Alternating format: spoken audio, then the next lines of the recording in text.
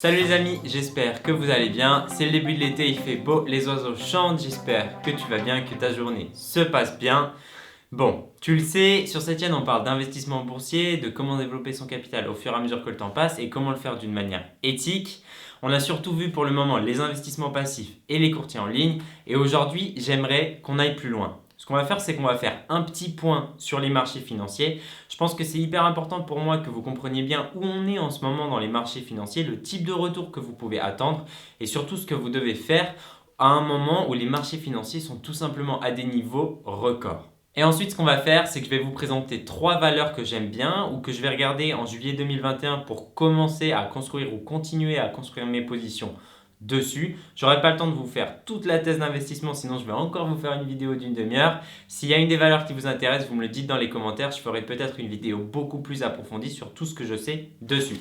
C'est parti! Bon alors commençons par une petite mise à jour des marchés financiers. On est en ce moment à des niveaux records sur les marchés financiers et si on regarde la psychologie humaine durant les 100 dernières années sur les marchés financiers, on se rend compte que c'est le moment où la plupart des gens commencent à investir en bourse. Alors que c'est vraiment là où c'est le plus cher possible et où il vaudrait mieux éviter de placer tout son argent à ce moment-là parce que les risques sont tout simplement beaucoup plus élevés. Ce qu'on va faire, c'est qu'on va analyser le S&P 500 avec quelques ratios qui nous permettent de comprendre à quel point ils sont chers ou pas. Est-ce que les marchés financiers sont dans une bulle ou non? On va sélectionner donc le S&P 500 qui est le marché directeur, c'est-à-dire que c'est le plus gros marché mondial. Le S&P 500 représente l'économie américaine et les autres indices mondiaux, les autres marchés financiers bougent un petit peu en fonction de ce que fait le S&P 500. Donc c'est vraiment celui qu'on va vouloir analyser. Si on regarde notre premier métrique de valorisation, ça va être un graphique qui va nous représenter le ratio PE du S&P 500. Le ratio PE est un ratio de profitabilité des entreprises, c'est-à-dire à quel point est-ce que les marchés sont valorisés par rapport aux bénéfices des entreprises. Et on se rend compte qu'on est à des niveaux de marché extrêmement chers puisque le ratio PE du S&P 500, il est à 46,24 en ce moment.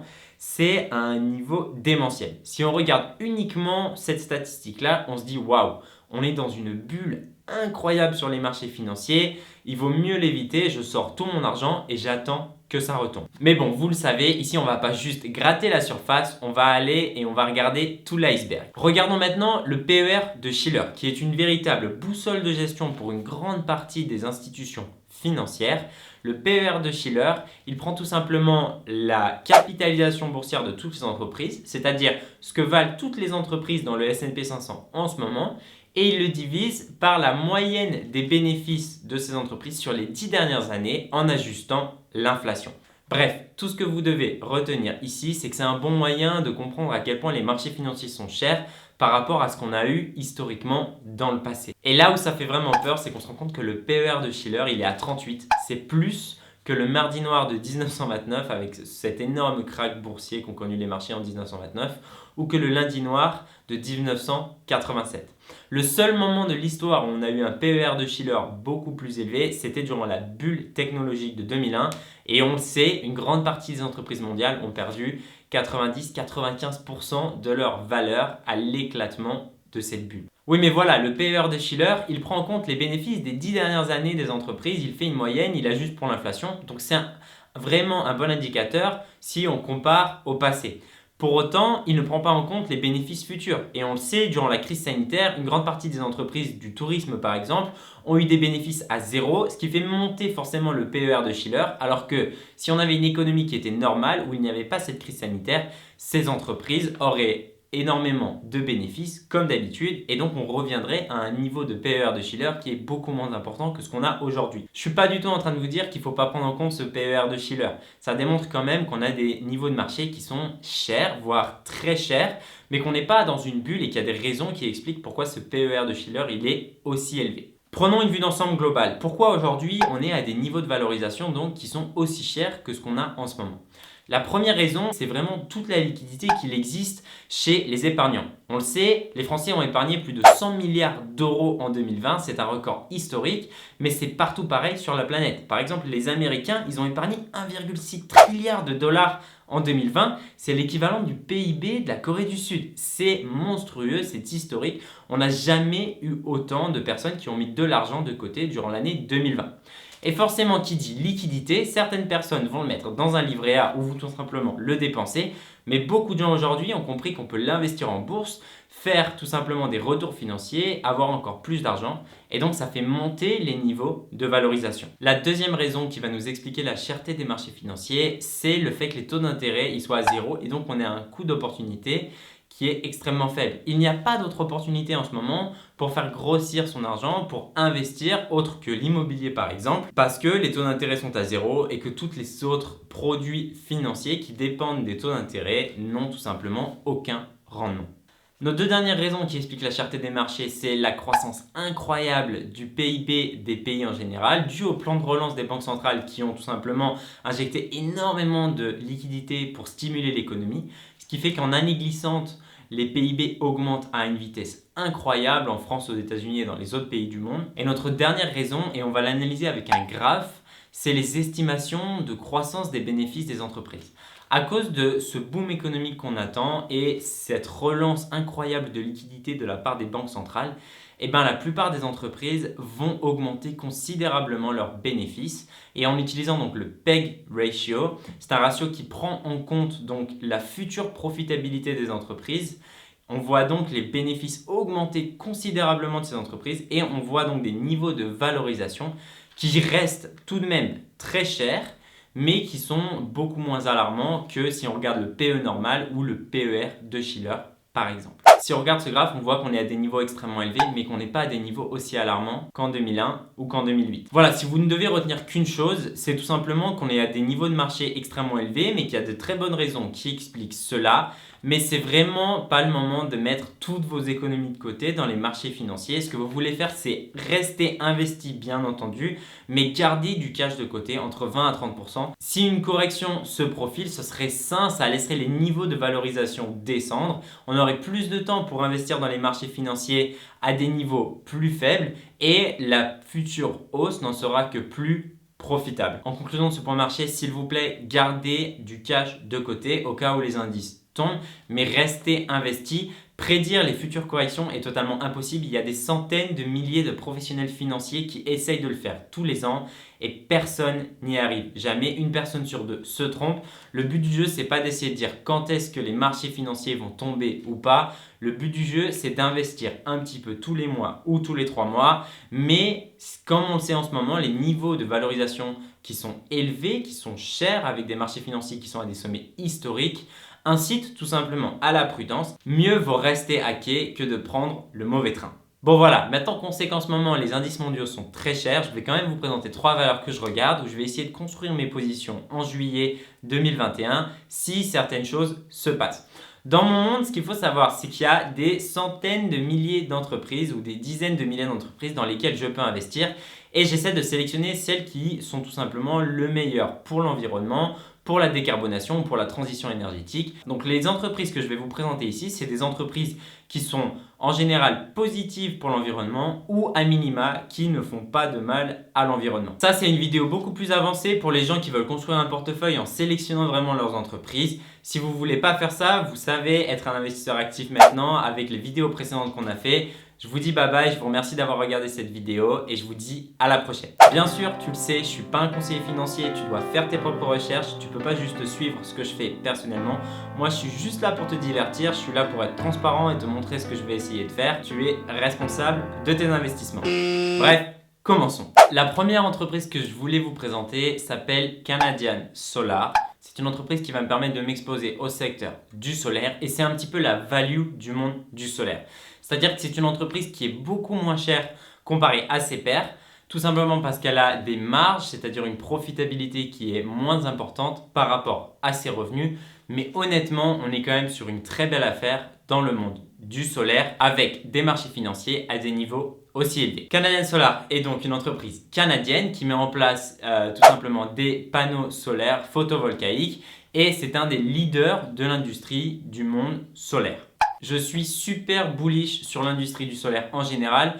on devrait atteindre tout simplement une pose de panneaux solaires en cumulé d'ici à 2050 de 14 000 gigawatts, alors qu'on est en ce moment autour de 780, je crois, à la fin de l'année 2020. On devrait voir une explosion tout simplement de la pose du solaire dans les 10, 15, 20 prochaines années. On le sait, on doit décarboner nos moyens de produire de l'énergie. Le monde du solaire va donc exploser dans les prochaines années, à mon avis. Et là où on voit sur les marchés financiers des niveaux de valorisation assez incroyables sur certaines entreprises du solaire, Canadian Solar s'échange tout simplement à des prix beaucoup plus raisonnables. Le Forward PE, c'est-à-dire le PE de l'année 2022, est seulement de 12. C'est tout simplement très faible pour une entreprise qui a une estimation de croissance de la part des analystes de 12% en annualisé durant les 5 prochaines années. Canadian Solar s'échange également à un price to sales ratio, c'est-à-dire à un prix aujourd'hui par rapport à ses revenus en dessous de 1.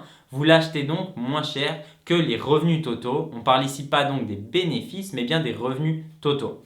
Alors pourquoi est-ce que cette entreprise elle n'est pas très chère comparée à ses pairs? Déjà, c'est une entreprise qui a été créée il y a bien plus longtemps que la plupart des autres entreprises solaires. Elle est sur les marchés financiers depuis beaucoup plus longtemps et elle a des marges, une profitabilité qui est beaucoup moins importante en termes de pourcentage par rapport à ses revenus.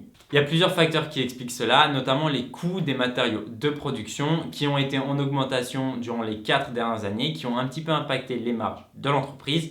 Mais si cela venait à s'inverser, l'entreprise pourrait donc réaugmenter ses marges et sa valorisation en bourse devrait monter considérablement. Les analystes estiment qu'à la fin de l'année, cette entreprise vaut environ 48-49 dollars en moyenne et donc qu'on a quand même un bel upside d'ici à 48-49 dollars. Bien, regardons le graphe maintenant. On a vu une explosion jusqu'à janvier 2021, c'est à peu près ce qui s'est passé sur toutes les boîtes solaires de la planète.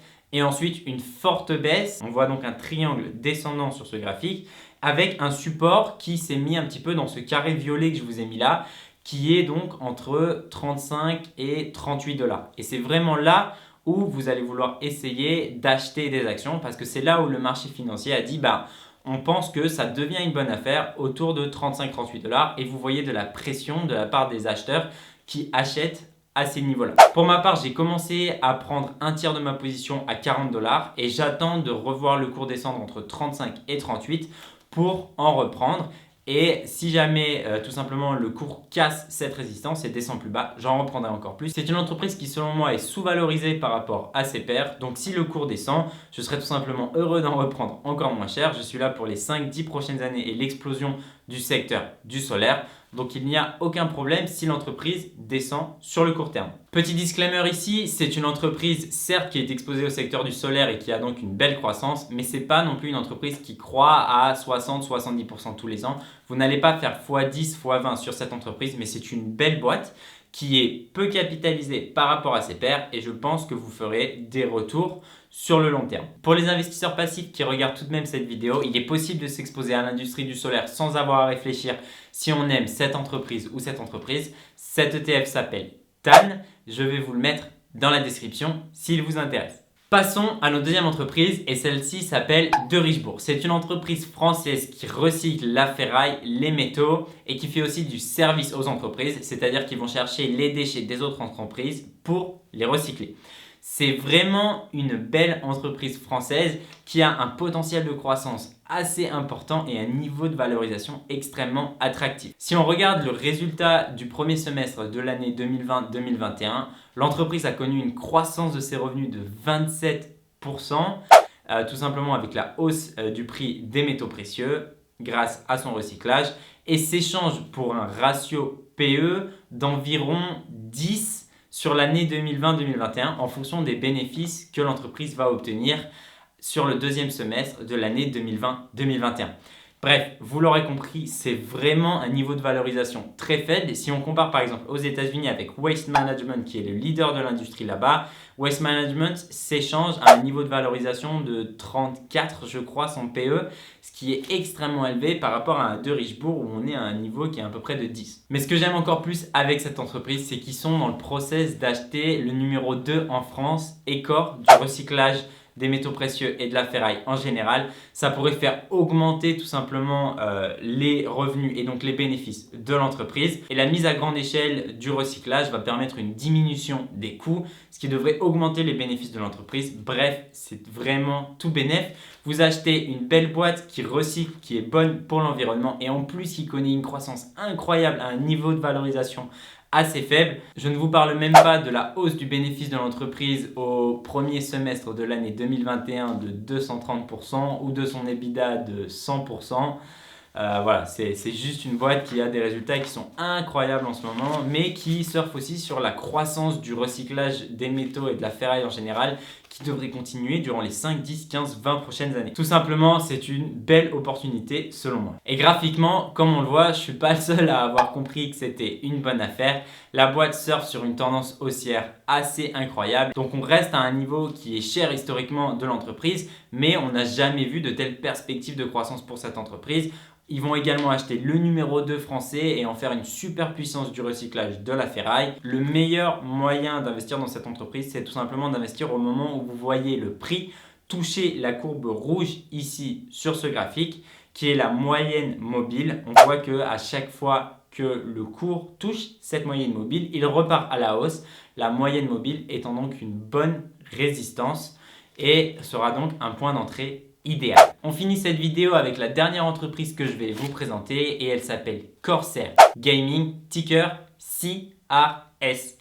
Corsair Gaming est une entreprise qui est assez peu valorisée avec une valorisation boursière de 3 milliards qui vend tout simplement des équipements de jeux vidéo en général et qui est en train vraiment de se faire sa place dans le monde du jeu vidéo aux États-Unis. L'entreprise a connu 70% de croissance de son chiffre d'affaires entre 2019 et 2020. Bon, la crise sanitaire a aidé certes, mais c'est quand même une croissance qui est impressionnante pour le monde du jeu vidéo. Honnêtement, elle est capitalisée aujourd'hui à 3 milliards. Je vois cette entreprise dans le futur, dans les 10 prochaines années, autour des 15 voire 20 milliards de dollars. Et donc, un très bel upside à partir d'ici. Elle s'échange pour un PE qui est extrêmement raisonnable à 29 pour une entreprise de croissance, c'est relativement faible, et un forward PE, donc un PE de l'année 2022 autour de 16 il me semble. Donc on est quand même à des niveaux de valorisation qui sont très corrects. Les analystes estiment une croissance de plus de 10% durant les 5 prochaines années et franchement je pense que c'est extrêmement conservateur. Voilà, c'est une entreprise qui surfe sur la croissance du monde du gaming qui est tout simplement exponentielle en ce moment, qui est tout de même assez risquée parce que ça reste une petite entreprise peu capitalisée, mais je pense qu'elle est vraiment sous les radars de Wall Street parce qu'elle est relativement faible à 2-3 milliards de dollars. Et le jour où elle va commencer à grossir, je pense que tous les gros requins et les baleines vont commencer à s'intéresser à cette entreprise et se dire « Ah ouais, ah ok d'accord, on avait peut-être mal évalué le truc ». Les analystes estiment que cette boîte, elle devrait valoir 50 dollars d'ici à la fin de l'année. Elle s'échange en ce moment à 32 dollars et honnêtement, à ces prix-là, ça me semble extrêmement raisonnable. Comme on peut le voir sur le graphique ici, on a vraiment une grosse zone de résistance entre 28 et 32 dollars. C'est vraiment là que les marchés financiers disent bon bah là c'est vraiment une bonne affaire, je vais commencer à en prendre. Donc honnêtement, moi je suis content de commencer une position à ces niveaux-là. Entre 28 et 30, c'est vraiment optimal. Et si l'entreprise baisse, je serai content d'en reprendre. C'est un pari assez risqué puisque la capitalisation de l'entreprise est relativement faible. Ce n'est pas une entreprise qui est extrêmement bien établie comme Microsoft, mais le potentiel de croissance, il est vraiment là, il est vraiment important. Et je pense qu'il y a vraiment moyen de faire une bonne affaire là-dessus. Voilà, on a fait notre point marché. On a vu les 3 entreprises que je vais regarder personnellement en juillet 2021 qui me paraissent être des bonnes affaires en ce moment sur les marchés financiers. Je vous souhaite une très bonne journée. Merci d'avoir regardé comme d'habitude. Prenez soin de vous et surtout ne soyez pas un... Tchuss!